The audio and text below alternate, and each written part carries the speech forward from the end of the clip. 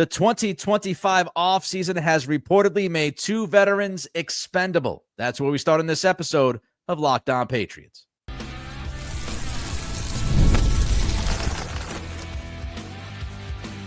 You are Locked On Patriots, your daily New England Patriots podcast. Part of the Locked On Podcast Network, your team every day.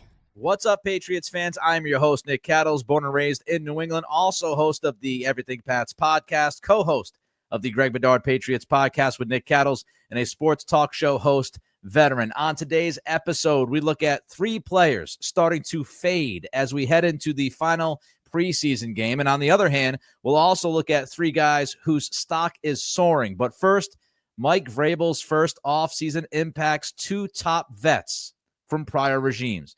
We appreciate you joining the show, making us your first listen, and for being an everydayer. The Locked On Patriots podcast is a proud partner of the Locked On Podcast Network, your team every day. And this episode is brought to you by FanDuel. Football season is around the corner. Visit the FanDuel app today and start planning your futures bets now. Two players, not one, but two players critical to prior regimes are now expendable.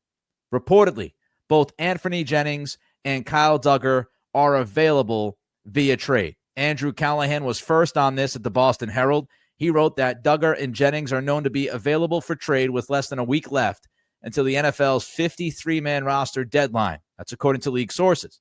The Patriots recently raised Dugger's name in talks with at least one team, while the front office has long been willing to take offers on him and Jennings. Jennings' name was raised in exploratory discussions earlier this summer.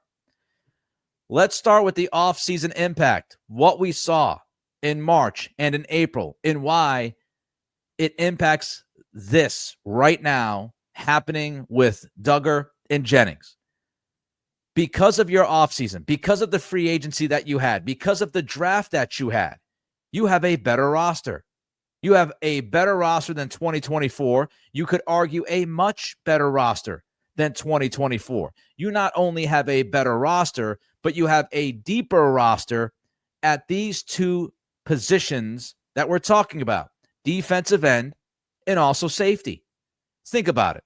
Because of the 2025 offseason, Harold Landry, Keion Chason, Braden Swinson, Elijah Ponder, Truman Jones, yes, he was in New England late 2024, but they made the decision to keep him in 2025 and see what he could bring to camp.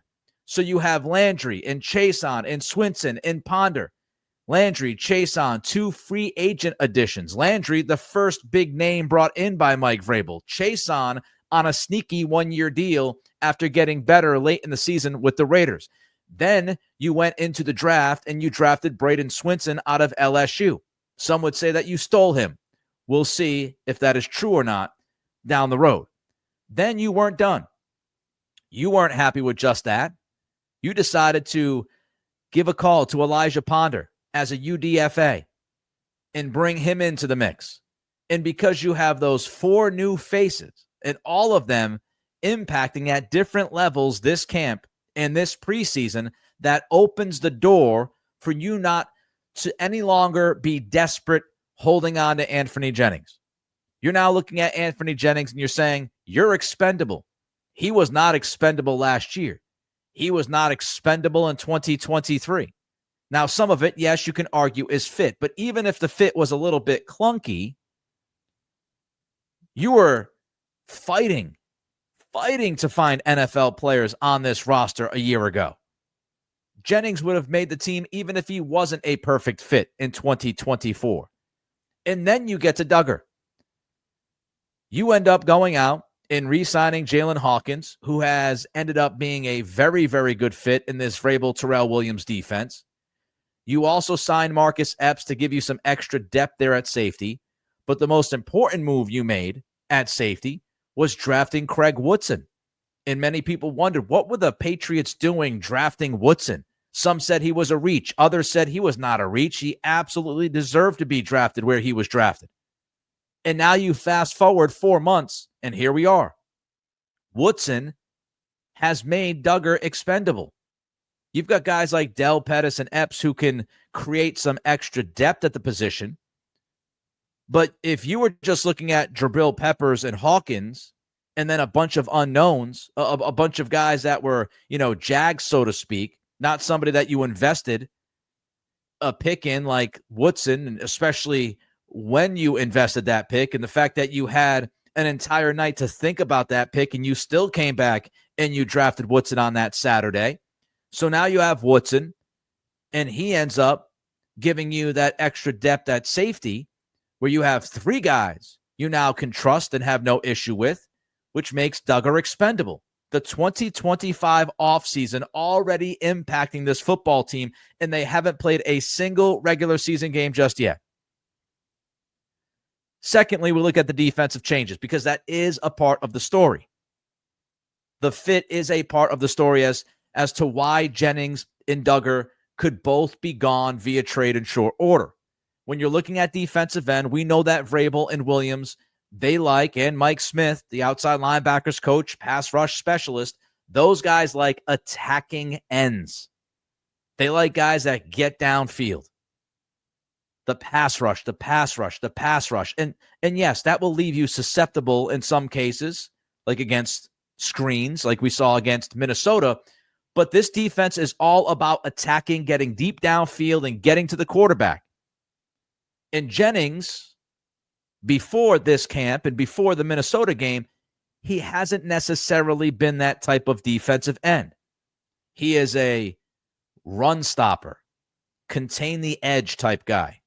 But that could be changing. And it might actually result in Jennings staying on the roster. If you noticed what I said earlier, Andrew Callahan wrote that Jennings' name was raised in exploratory discussions earlier this summer. Callahan wrote, recent performances from Jennings in practice and the preseason may have changed his status with the team. Before recording 3 sacks in Saturday's preseason game, Jennings enjoyed his best week of practice all summer. Jennings rose from the scout team defense to the second team unit in training camp. Since his stellar preseason performance Saturday, he has not practiced. So the door might still be ajar for Jennings to make this roster. But that's only, I think, if the Patriots can't get a pick in return. If a team is willing to give up a pick for Jennings, I think he's gone. And it's because he's not that perfect fit. When you look at safety, Mike Vrabel and his defensive coaching staff, they want coverage versatility. And we know that is a weakness of Kyle Duggar.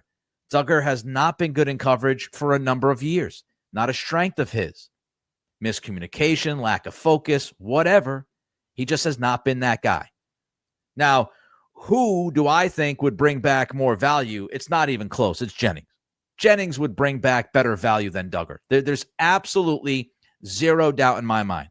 The recent performance that we just talked about, what Jennings did against Minnesota, that means something. Jennings in 2024 being much, much, much, much better than Duggar means something, and the money means something.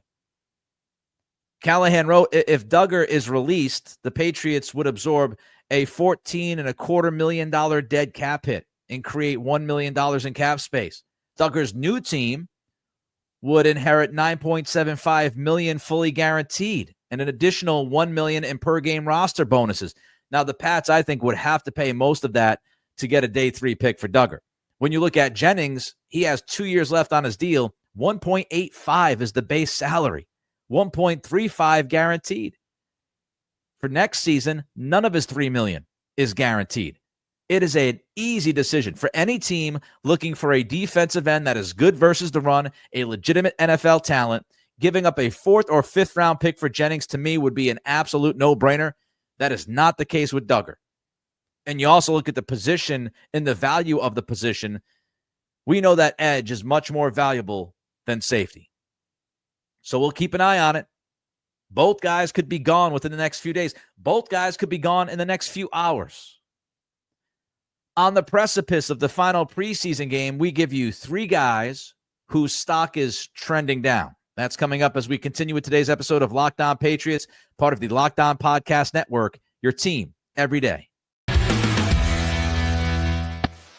August 26th is officially FanDuel Futures Day, a brand new holiday for football fans who live for bold predictions and preseason hunches. For just 24 hours, FanDuel is giving you deals on NFL season predictions. So whether you're calling your MVP, eyeing a long shot division winner, or ready to crown your Super Bowl champ before week one even kicks off, this is your moment, folks. I mean, you can look at certain parlays, division winner, dark horses. I mean, if you believe in J.J. McCarthy, if J.J. McCarthy's second joint practice against the Patriots is any indication, maybe he's better than people think. And the Vikings, they're an underdog to win that NFC North. Tough division, but maybe you believe in the Vikings. And maybe you can take advantage of that with our friends at FanDuel. Again, August 26th is officially FanDuel Futures Day. It's a brand new holiday. Visit the FanDuel app today. Start planning your futures bets now because Futures Day is one day and one day only. FanDuel, play your game. As we get ready for the final preseason game, real football in a couple of weeks, let's do a little bit of a stock watch heading into New Jersey. Yes, they play in New Jersey, not New York. You can't fool me. Let's start with stock down. Let's look at three guys whose arrows are pointing down heading into the final preseason game. Keion White, and this almost hurts my heart because I believed in Keion White, and I still believe in Keion White, a little less so now. But I had been talking Keion White up for a couple of months, believing that this defensive coaching staff would really, really help him, that their style of defense, their philosophy of defense would fit perfectly with what White wants to do and loves to do. He got off to a fantastic start in camp, and I was saying, man, we should get ready for a year 3 big-time leap from White. But after that vicious start, maybe not so much. Keion White has been demoted, and during Tuesday's practice, he was out there with the 2s. He wasn't getting reps with the 1s. K'Lavon Chaisson, this began on Monday, where Chaisson started to eat into the reps of White. And then on Tuesday, he took over for White. So on the precipice of the final preseason game, White has been demoted. Speaks volumes, especially with how good he was at the beginning of camp. Frankly, he has been mostly quiet for about 2 weeks. And my buddy Greg Bedard was talking to him, and Greg said he goes back to the Washington joint practices when Laramie Tunsil shoved White into a locker, according to Greg. And maybe that messed with White. But ever since then, he has not been the same guy. And he has been way too quiet. And you start to wonder about the reputation, which you look back to 2024. White got off to an impeccable start. And then as the season went on, he had less impact. And I know at the beginning of this camp, White was pointing fingers towards the coaches, and maybe he ends up being right. Maybe this 2 or 3 week period where he's just been much more quiet and now demoted to the second unit, maybe this is just a little bit of a speed bump, and he ends up returning to what he looked like at the beginning of camp. It becomes a monster in year 3. We certainly could hope for that. But right now, you start to look at 2024, shot out of a cannon, looked great early, petered out. 2025's camp, shot out of a cannon, looked great early, petered out. It's a trend now. And so maybe that's just who he is. Maybe he's not consistent enough to be that big-time impact player that I was certainly hoping he could be. Jury's not completely out on this, but White's stock is absolutely starting to fall from where it was a couple of weeks ago. And I want to highlight that point. I'm not telling you because a guy's stock down that he's not good. I'm not telling you because his stock is down that he's going to get cut. This is all relative. From where Keion White began to where he is now, his stock is down. You could say the same thing about Stefon Diggs. Relative, don't freak out. There were some people that were thinking, hey, if Diggs can look this good this early in camp, he could end up with 100 catches this season. Maybe he still ends up with 100 catches. Maybe he looks like a true number one receiver or a 1B. Maybe. Again, this is all relative.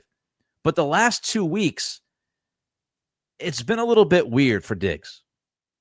He's been off and on, up and down, and he's absolutely been more quiet the last couple of weeks. Now, I'm not saying he's been quiet from beginning to end throughout those 2 weeks, every day, every practice. Again, a little bit more of a roller coaster with more drastic lows than we had seen early in camp.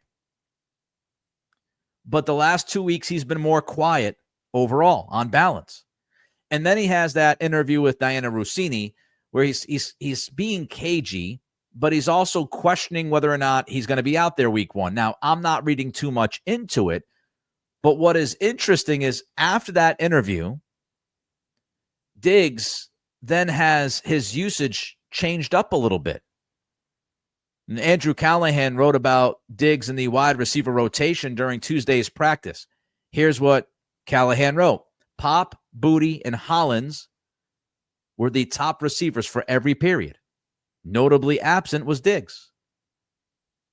Callahan makes a point of writing Diggs' place in that pecking order is curious, especially for someone who had trouble at times separating from young cornerback DJ James.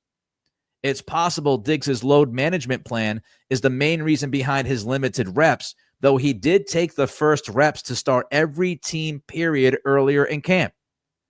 Diggs was by far the number one guy in this rotation. Nobody was asking any questions about it. He was out there at the beginning of every team period earlier in camp with the ones.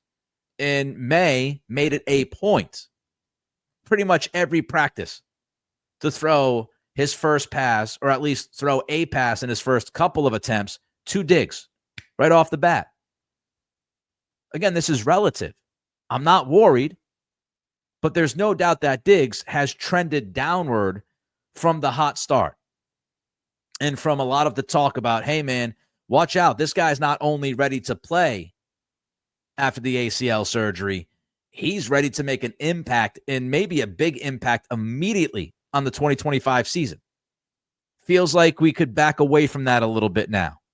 If he ends up doing that, fantastic. Again, we certainly hope that that's the case. But now after the last couple of weeks, and then how they used him during Tuesday's practice, very interesting. Now, of course, some would say, well, Nick, that's because, maybe they want to get these guys some reps because they're not going to play against the Giants. Well, I don't think Diggs is going to play against the Giants either. So he would have been a part of that mix. So it is curious. I would note that Diggs had one of his better practices on Tuesday. So maybe he's turning the corner. And I would also say Diggs has been in the league for a long time. I don't think he's too freaked out about the second or third week of camp. I don't think he's too worried about joint practices. But there's no denying that from the beginning of camp to right now, Diggs has been on a little bit of that downward trend. And the final guy I want to talk about here is Javon Baker. And he's been a compelling study case almost during this camp. He started off cold, pretty much non-existent. Then for a couple of weeks, he got hot. And now it feels like he's cold again. The old cold, hot, cold camp from Javon Baker. And he had a tough outing against Minnesota. Evan Lazar wrote about Baker. The box score doesn't look good. 7 targets, 1 catch, 13 yards. It could have been better with some help from Josh Dobbs. Where have we heard that before? However, Baker's vertical stems did not appear to do enough to create second-level separation on outs and comebackers while he stopped his route on his end zone target. So he's not running good enough routes against Minnesota last Saturday. He also had a drop. He had a false start. He did not practice on Monday or Tuesday. Now, interestingly enough, Mike Reese is reporting that Baker is going to travel to play against the Giants. Now, does he get out there? We'll see. But you're not going to travel. Usually you're not going to travel, especially when it's, a preseason game and you've been dealing with injury, it's very unlikely you're going to travel without at least attempting to play. So he gets out there, he makes a couple of plays, he could still make this team, especially if you're taking 7 receivers, and especially with some of the injury questions we have. I mean, there's just a bunch of injuries at that position right now. So I'm not writing Baker off completely just yet, but he has had the cold, hot, cold camp, and because he is finishing here, leading up to this game, in the cold category, stock is pointing down. The arrow is pointing down. All right. After the stock down talk, it's only fair to give you the stock up names. Find out who they are next as we continue with today's episode of Locked On Patriots, part of the Locked On Podcast Network, your team every day. Ever wish managing your money felt easier? With Monarch Money, it can. Whether you're growing your savings or planning a big purchase, Monarch puts you in the driver's seat. It's like having your own personal CFO, giving you full visibility and control over your finances. Monarch Money is more than a budgeting app. It's a complete financial command center. You can track all your accounts, investments, and spending in one single place. So in addition to managing your money, you're also building wealth. I mean, think about it. Is there some kind of specific category like takeout or subscriptions, especially now in 2025, that has added up more than you might have expected? Well, Monarch Money can help you with that. Take control of your finances with Monarch Money. Use code LOCKEDONNFL at monarchmoney.com for 50% off your first year. Again, that code is LOCKEDONNFL at monarchmoney.com for 50% off your first year. monarchmoney.com, code LOCKEDONNFL for half off your first year. Make managing your money easier with Monarch Money. So here's the good news after the last segment. Several guys could fit into the arrow up category if we're talking stock heading into the final preseason game for the Patriots. Now, I had to cut it down to 3 because fair is fair. I gave you 3 stock down. I give you 3 stock up. Let me start with Christian Barmore. Now, Barmore was pretty much an unknown heading into this camp. We know who Barmore was in 2023, but we also know what he went through in 2024. And the fact that he was dealing with the blood clots, came back, and then left again because of blood clots, it brought a question into this mix, which was whether or not Barmore was going to physically be able to help this team. That was a good sign through OTAs, mandatory minicamp. He's out there working, and he's mostly getting the job done. And then you fast forward to camp, and he has been dominant in stretches during this camp. And from what I have read, from what I have heard from most people, Barmore has not only been pretty dominant, he's been more consistent than some other guys within that dominance. And you could look at it and say he's improving as you're getting closer to the season.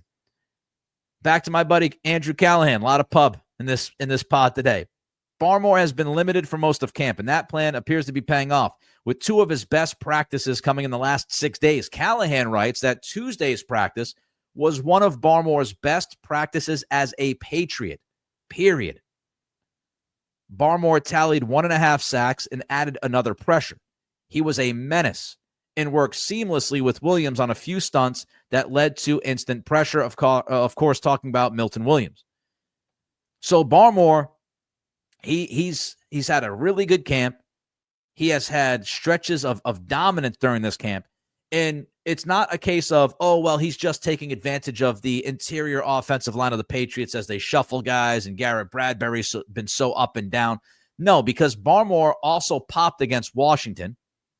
He was really good in that Washington joint practice, reportedly.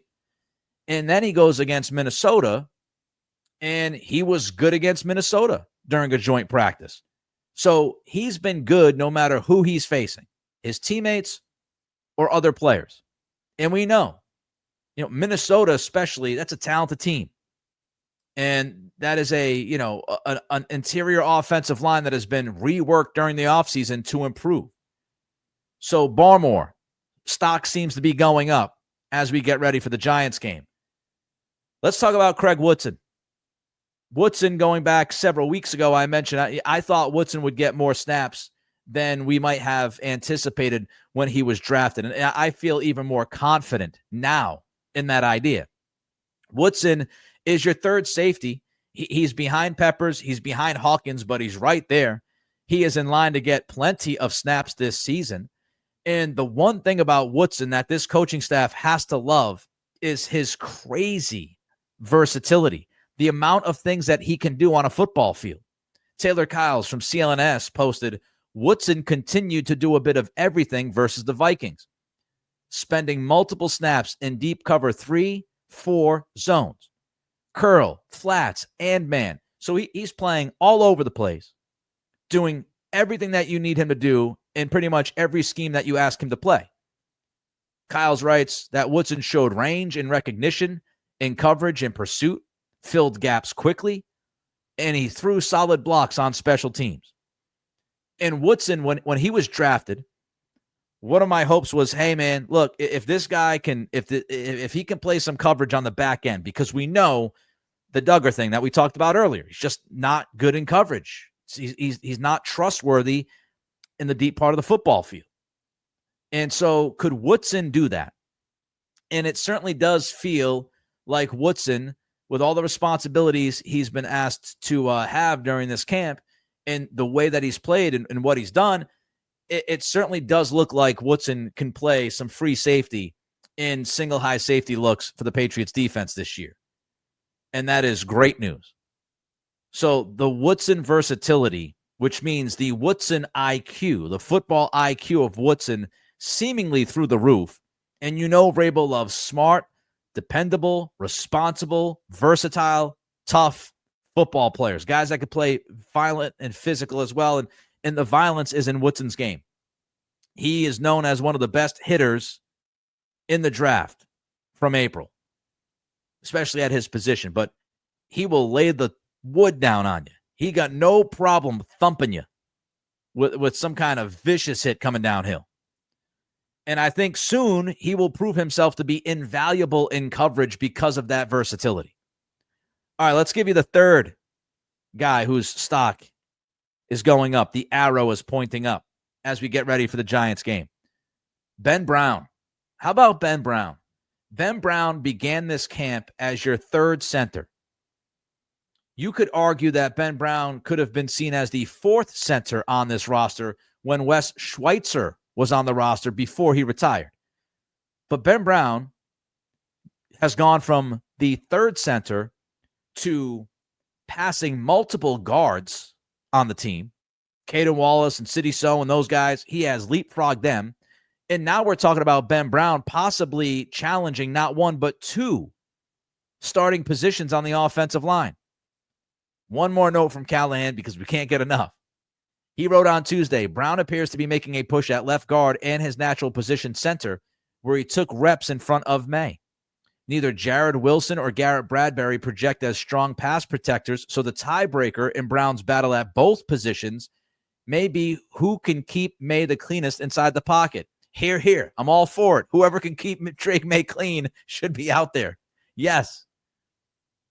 But going from the third string center, early, maybe the fourth string center, going from that guy to, I don't want to say a lock to start, but somebody who has a very good chance to start in this offensive line at one of those two positions, that is a big time leap for Ben Brown. And good for him. And I find it hard to believe to keep him off this roster at this point. So Christian Barmore, Craig Woodson, Ben Brown, three players with the arrow pointing up, getting ready to go against the Giants in the final preseason game. That wraps up this edition of Locked On Patriots. Reach out to me on Twitter at Nick C. Radio. Don't forget to throw a comment in on the YouTube channel as well and help us out. Don't forget to hit that like button and subscribe. Let's continue to build the numbers at Locked On Patriots. Incredible fan base. Fun football team this year to follow. Let's prove to the other Locked On people that we can get those numbers up. So hit that like button and subscribe. And thank you for making Locked On Patriots your first listen and for being an everydayer. For your second listen, check out Locked On Fantasy Football with hosts Vinny Iyer and Kate Maggiuk. Find Locked On Fantasy Football on YouTube or wherever you listen to podcasts. Have a great day, and we will see you tomorrow.